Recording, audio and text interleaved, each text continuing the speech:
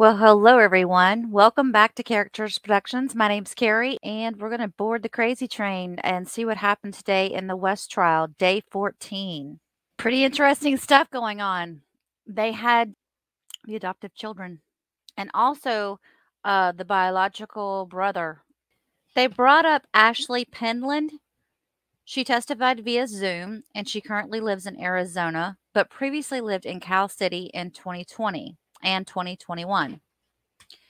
Prosecutor Eric Smith was asking her if she was a neighbor of the West's, and she said yes, she was. And she said that on the night of December 21st, 2020, she recalls learning that they had reported their adoptive sons, Orrin and Orson, missing. So Smith was asking Penland about her surveillance system. She installed it on March of 2021, but did not have it installed on the dates the boys were reported missing. So then the defense gets up to do their cross, and Penland said she didn't really know her neighbors and she never spoke to any of them. She wasn't aware of motion detector lights on her home. Then they excused her. So that was a quick one. All right. And then they brought up Ramon Hernandez, and he lived on Aspen Avenue in Cal City. Hernandez had a surveillance camera on the front of his home that pointed towards the home across the street, which was the West's home. I thought they already talked to this guy. Okay. So after the boys were reported missing, officers came and asked Hernandez to see his surveillance footage, and Hernandez said they saw the white van leaving and returning that night. Hernandez didn't see any kids walking around in the time period he watched, which was between 4 to 4:30 p.m. Hernandez said officers did not seize the recorded footage from his camera. They didn't? Why not? Well, so then Miss Alexis Torres, she gets up there and she's asking him if he knew his wife and Jacqueline would occasionally talk in Spanish, and he said no. Hernandez said officers came around 5:30 or 6. He said they only asked to see the footage of the van leaving. He said they might have asked to see the time before, but were more focused on the van leaving. Hernandez said the first time he talked to investigators about the video from that night was just a few weeks ago in April. He also said no one ever asked to see the footage from the days prior to the boys being reported missing. He never watched it himself either. Why didn't they go back and look at that? He lived across the street, people. Oh my gosh, these investigators are killing me. All right, Torres Stallings is playing surveillance video from another neighbor that shows part of the West home and the Hernandez driveway. And this was on December 19th that she was playing it. There's a person who walks out from Hernandez driveway's area and then he returns, and Hernandez says he doesn't know who that is. Hernandez said he worked from home and often took breaks outside. He said he rarely saw the Wests outside. So he was home all the time and he rarely saw them. Well, I mean, it would be one thing if he said, I saw the parents, but I never saw the kids, that kind of thing. So then Victor Nasser, who's the assistant attorney with Trezell, was asking a little bit about his surveillance camera. And then they excused him. The next witness was 16-year-old Amani Thomas, and Thomas said he's been in foster care for as long as he can remember. He said when he first went into foster care, it was him, his older brother, younger sister, and 2 younger brothers. Smith is now showing a photo of Damien and Devin West, and Thomas says those were his 2 younger foster brothers. So they were fostering him before Orrin and Orson? Okay, so Thomas was actually fostered by the Wests when the bio children of Trezell and Jacqueline, when they were very young. He actually stayed with the Wests at their Casa Loma apartment before he went to live with his aunt. So the prosecutor asked if Damien and Devin ever experienced discipline in the West home. And Thomas said anytime they wouldn't eat, she would make them stay in their high chairs and scream and yell at them until they would eat. Y'all know who this she we're talking about, right? They're talking about Jacqueline.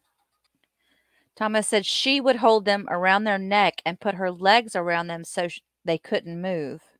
See, that doesn't surprise me because I feel like okay, I'm not going to make accusations, but apples falling from trees, not far from trees, And you know, the mom's a foster mom too. Jacqueline's mom's a foster mom. Wonder what's going on there. Just saying. Goodness gracious alive. Jacqueline did have a cold way about her, though. When they were doing that interview with her, she was just so cold. Thomas said he couldn't do anything to help because he was young at the time. And Thomas said that he was told not to snitch or he would get something in return. Smith clarifies that Thomas is referring to Jacqueline West, and then the prosecutor showed a photo of Thomas demonstrating the kind of hold Jacqueline would use on Damien and Devin. Thomas said he would cry at night and feel bad for his brothers because he couldn't do anything. Thomas said he never received this treatment because Jacqueline would only do it when the boys would cry, he rarely did since he was older. Thomas also said that Trezell would treat his children, Aiden and Adrian, different than the rest of the children. Aiden and Adrian are their biological children, so the other two young boys were fostered as well. So Damien and Devin, the ones that he's speaking of, were the foster children. She doesn't like crying babies. Can't you just foster if you want to foster children and make money off of them? I mean, foster older kids if you don't like crying babies. Okay, I don't mean that really, but you know what I mean? Like plenty of families out there would love to have a child. It just blows my mind. Thomas said when the other children would be taken to Trezell's mother's home, they would return with scars. Thomas said he was told to go to his room if he said anything. Scars? Oh, now see, I thought Trezell's mom was very loving and everything.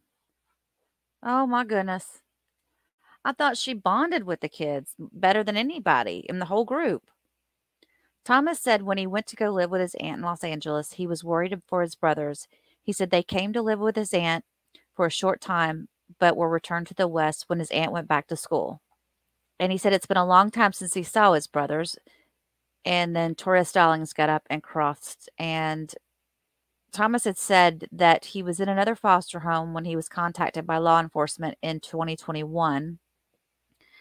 Thomas said that he was also at the West home with another one of his brothers, but he said his other brother was only there for a short period. While he was living with the West, Thomas had his own room, had enough food, had enough clothes, and went to school. Torres Stelling asked Thomas about social workers visiting the West while he was there, and he said they came on a monthly basis. She then asked why they were all removed from Thomas's mother, and Thomas said she would hit them, sometime with a spatula. At one time, his younger brother was in the hospital because he was malnourished and had taken a serious fall. He said his brother had difficulty walking and speaking because of this. Torres Stallings asked Thomas if he would consider his brother slow, and Thomas said he was actually really smart. He just had difficulty communicating with others. Did they take in children that were special needs because they felt like they wouldn't be able to speak up about what was going on? Or does it pay better? Maybe it pays better. I don't know.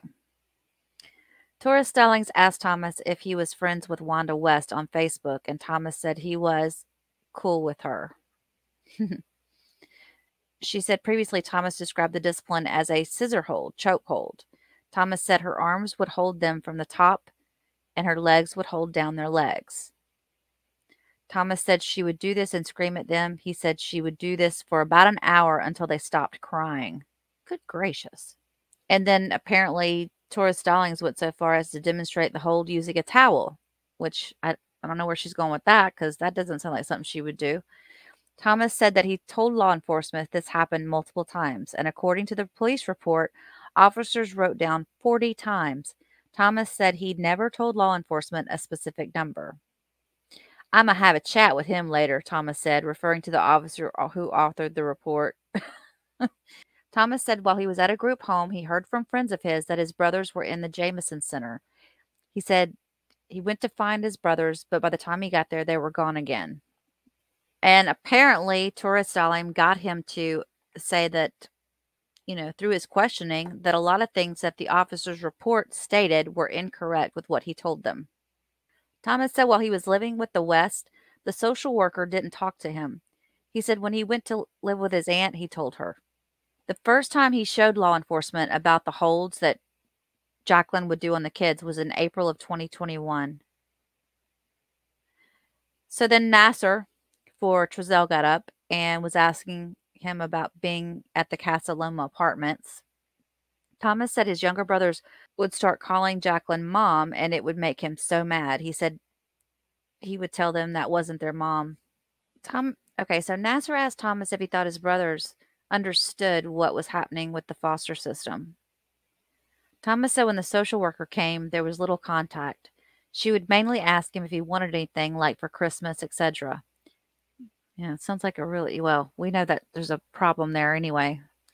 Okay, so Thomas said that when the officers came to see him, his initial thought was, why are they there?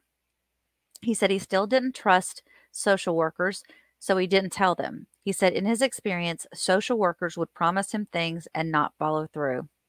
Bless his heart. And then the prosecutor finished his redirect. And Nasser got back up and asked him about the back and forth situation with his aunt. He explained that. And then Damien and Devin, when they came to LA, she lived just down the street. He said that the aunt had to go to Texas for school, and so the boys were taken back to the Jamison Center. Thomas said he took his aunt's car to go to Bakersfield and find his brothers, but he was picked up by police who then sent him to the Jamison Center. And by the time he got there, his brothers Damien and Devin were gone. Oh, gosh. Here we go. They're calling up the babies now, you guys. Okay, so the next witness called to the stand is one of the West adoptive children. The child is 10 years old and is in the 4th grade. So I think this might be Davian. Prosecutor Smith asked the child if they could tell the difference between the truth and a lie, and the child was able to distinguish between the two. The child testified to remembering when Orrin and Orson came to live with them. They said they remember Orrin and Orson as being nice. The child would play with them with little blocks. The child testified about moving to the Cow City home. The child said when they moved in, they cleaned the house and they brought boxes in. The child testified that Orrin and Orson moved to the Cow City home with them. He said he shared a room with Orrin. They had triple bunk beds, and he slept on the top bunk and Orrin slept on the bottom bunk. Prosecutor Smith was showing him a picture of the bunk beds in the West home in Cow City, and the child said that either Orrin or Orson were going to be sleeping on the bottom bunk, but according to Jacqueline and Trezell. Smith asked if the child ever saw either Orrin or Orson sleeping on that bottom bunk, and he said he thinks he saw them. Bless his heart.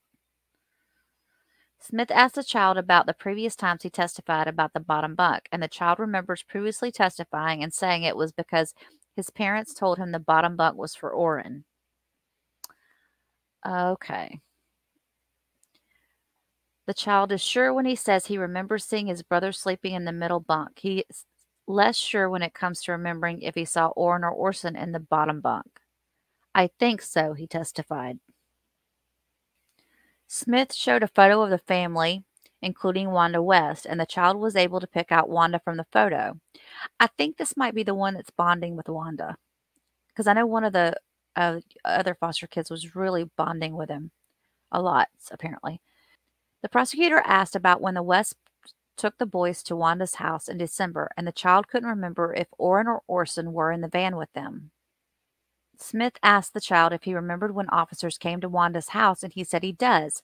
He doesn't remember if it was because of Orrin and Orson, though.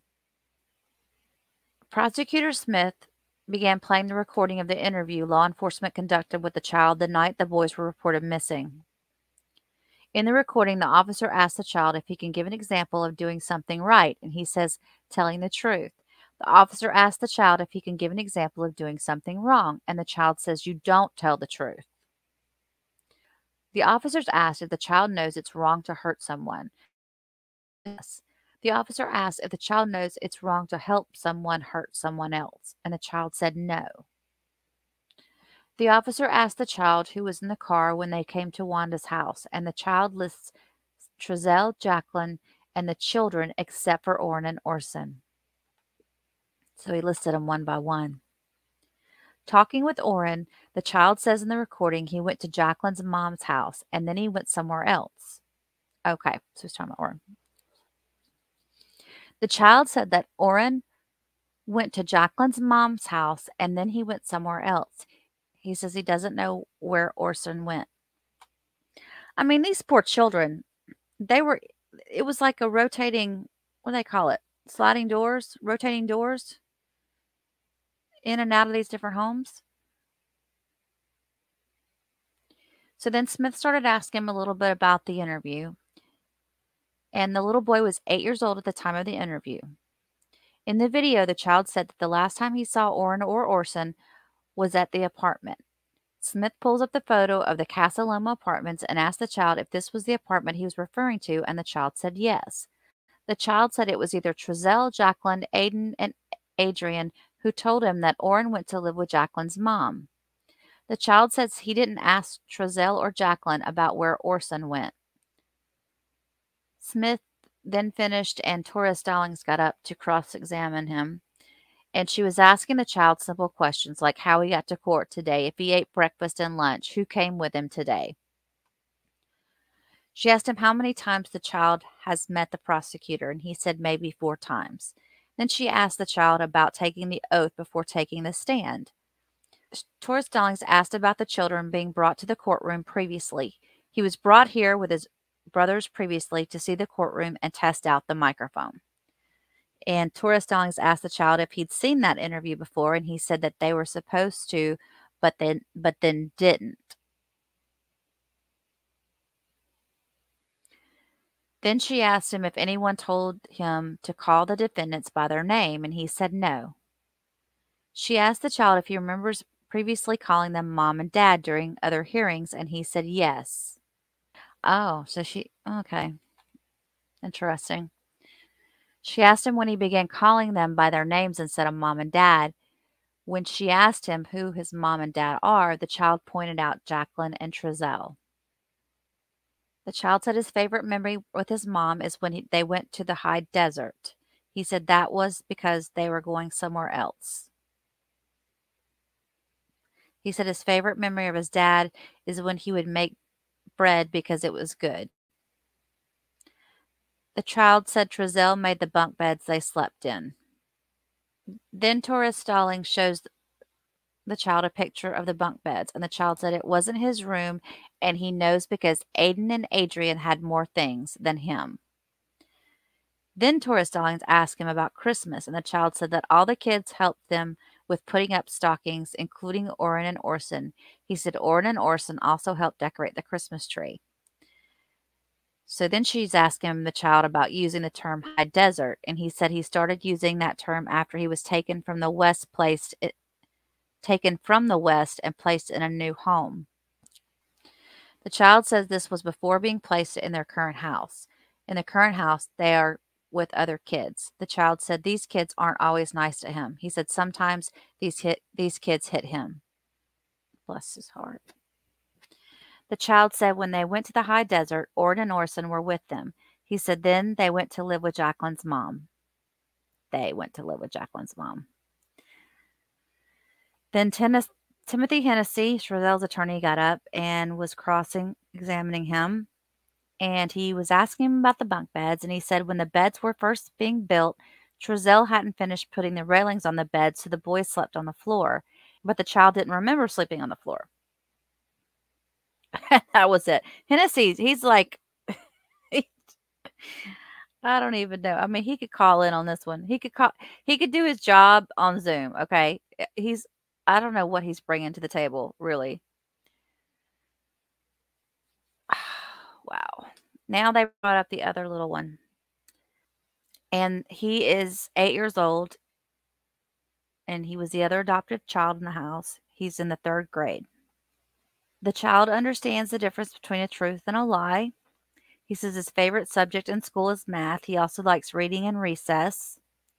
When the prosecutor showed him some of his child photos, he recognized the people in the photos, and the child recognized them as his mom and dad. The photos were of Trezell and Jacqueline.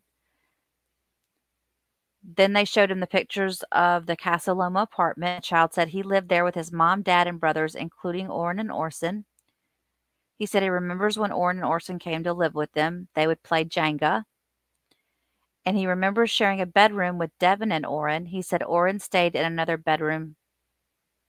He said Orson stayed in another bedroom with the other boys. He says that they moved to the high desert. Smith is showing the Cal City home, and the child refers to it as the high desert house. The child says he doesn't remember moving to the house. He liked the outside because he could play outside. He said he would play with the dogs in the backyard. Then Smith was showing one of the bedrooms, and the child said that was his bedroom, and that he shared with Devin and Orrin. And Smith asked how long he remembers Orrin sleeping there, and the child said he doesn't remember. So Smith asked again about the high desert house and who moved with him, and the child said he doesn't remember. Then the prosecutor showed a photo with Wanda West in it, and he asked the child if he remembers going to her house around Christmas, and he said yes. The child said he doesn't remember who was in the van when they went to Wanda's house. The prosecutor then began playing a recording of an interview police conducted with the child on the night Orrin and Orson were reported missing. They had some issues with the video, and then he started asking the child about the high desert house again, and the child said that Orrin and Orson were with them when they went to that house. The child doesn't remember much about his previous testimony. He doesn't remember what he said when asked when he last saw Orrin and Orson. The child doesn't remember what he told police back in December 2020.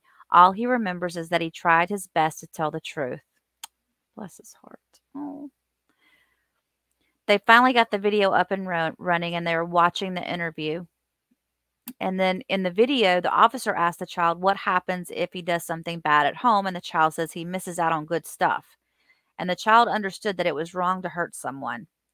The child understood it's wrong to help someone hurt someone.